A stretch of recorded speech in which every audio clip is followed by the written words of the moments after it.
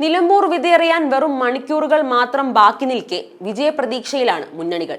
12,000-ൽ പരം വോട്ടിന്റെ ഭൂരിപക്ഷം നേടിയുള്ള വിജയം നിലമ്പൂരിൽ ഉണ്ടാകുമെന്ന് UDF കണക്ക് കൂട്ടുമ്പോൾ ഭൂരിപക്ഷം കുറഞ്ഞാലും വിജയം ഉറപ്പാണെന്ന വിലയിരുത്തലിലാണ് ഇടതുമുന്നണി.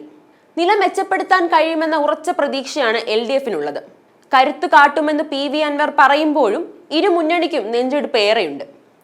പൂർണ്ണ ആത്മവിശ്വാസത്തിലാണ് LDF UDF മുന്നണികൾ. 2,000-ൽ പരം വോട്ടുകളുടെ ഭൂരിപക്ഷത്തിൽ M സ്വരാജ് വിജയിക്കുമെന്നാണ് LDFിന്റെ വിലയിരുത്തൽ. പാർട്ടി വോട്ടുകൾക്ക് പുറമെ നിഷ്പക്ഷ വോട്ടുകൾ കൂടി ഏകീകരിക്കാൻ M സ്വരാജിലൂടെ സാധിക്കുമെന്നാണ് LDFിന്റെ പ്രതീക്ഷ. UDFിലെ ഷൗക്കത്ത് വിരുദ്ധ വോട്ടുകൾ കൂടി M സ്വരാജിന് ലഭിക്കുമെന്നും നേരിയ മാർജിനിൽ വിജയം ഉറപ്പിക്കുമെന്നുമാണ് LDFിന്റെ കണക്കുകൂട്ടൽ. എന്നാൽ 10,000 മുതൽ 15,000 വരെ വോട്ടുകളുടെ ഭൂരിപക്ഷമാണ് ആര്യാടൻ ഷൗക്കത്തിലൂടെ UDF പ്രതീക്ഷിക്കുന്നത്.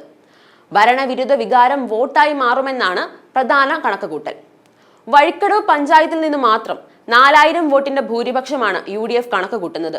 LDF വോട്ടിൽ PV അൻവർ വിള്ളൽ ഉണ്ടാക്കുമെന്നതും അനുകൂല ഘടകമായി UDF കാണുന്നു.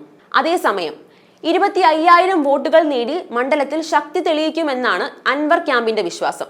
പിണറായി വിരുദ്ധ വികാരവും വന്യജീവി സംഘർഷം ഉൾപ്പെടെയുള്ള മണ്ഡലത്തിലെ അടിസ്ഥാന പ്രശ്നങ്ങളും കത്രിക ചിഹ്നത്തിൽ വോട്ടായി മാറുമെന്നാണ് PV അൻവറിന്റെ പ്രതീക്ഷ. മണ്ഡലത്തിൽ വലിയ മുന്നോട്ടു പോക്കുണ്ടാക്കാൻ കഴിയുമെന്ന വിശ്വാസത്തിലാണ് NDA ക്യാമ്പും. അഡ്വക്കേറ്റ് മോഹൻ ജോർജിലൂടെ ന്യൂനപക്ഷ വോട്ടുകൾ ഏകീകരിക്കാൻ കഴിയുമെന്നതാണ് NDAയുടെ പ്രതീക്ഷ. ചുങ്കത്തറ മർത്തോമ ഹയർ സെക്കൻഡറി സ്കൂളിലാണ് വോട്ടെണ്ണൽ നടക്കുക.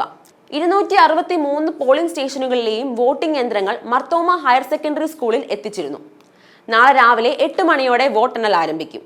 ആദ്യം 4 ടേബിളുകളിലായി പോസ്റ്റൽ വോട്ടുകളും 1 ടേബിളിൽ സർവീസ് വോട്ടും പിന്നാലെ 14 ടേബിളുകളിലായി EVM വോട്ടുകളും ഒരേ സമയം എണ്ണിത്തുടങ്ങും.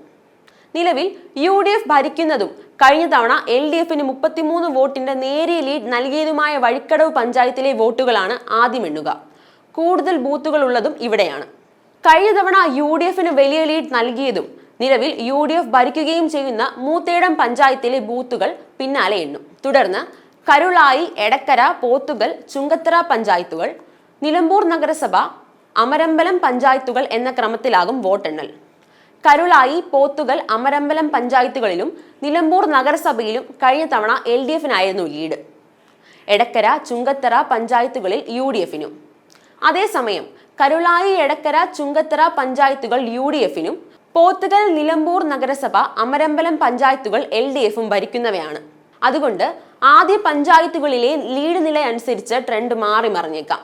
കഴിഞ്ഞ തവണ LDF സ്ഥാനാർത്ഥിയായിരുന്ന PV അൻവർ മുന്നണി വിട്ട് സ്വതന്ത്ര സ്ഥാനാർത്ഥിയായി മത്സരിച്ചതിനാൽ വോട്ടൊഴുക്ക് ഏത് റൂട്ടിലാകുമെന്ന സസ്പെൻസും ഇത്തവണയുണ്ട്. വയനാട് ലോക്സഭാ മണ്ഡലത്തിന്റെ ഭാഗമായ നിലമ്പൂരിൽ കഴിഞ്ഞ 2 പൊതു തിരഞ്ഞെടുപ്പുകളിലും കഴിഞ്ഞ നവംബറിലെ ഉപതെരഞ്ഞെടുപ്പുകളിലും ഈ തദ്ദേശ സ്ഥാപനങ്ങളിലെ എല്ലാം UDFിനായിരുന്നു ലീഡ്.